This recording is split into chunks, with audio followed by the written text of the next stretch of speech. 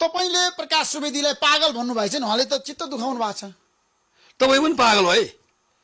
सोचे थे जिंदगीमा के भयो आज। तपाईँ कसैलाई महानायक मान्नुहुन्छ चलचित्र क्षेत्रमा? सबै महानायक, तपाईँ महानायक, म महानायक, सबै महानायक नि। भुवन केसी महानायक हो कि होइन? हो। शिवश्रेष्ठ महानायक हो कि हो, होइन? सबै महानायक।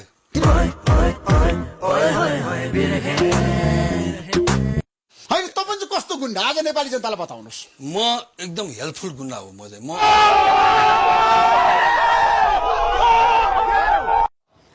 अनि नि जस्तै जिन्दगीमा तपाईँले धेरै मान्छे कुटे भन्ने पनि इन्टरभ्यूहरू आउँछ क्या? हो, 2 वर्ष त 1.5 वर्ष 2 वर्ष कुटेर नान प्रधान हामी ग्रुप मिलेर। त्यो बेला तपाईँले यस्तो पत्रिका तपाईँ पनि गए खाइछ होला कि।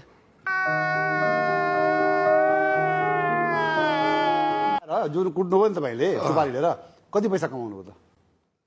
अब त्यो बेला अब भनौँ न, मेरो 1 सर्टको 1000 रुपियाँ लिन्थेँ मैले।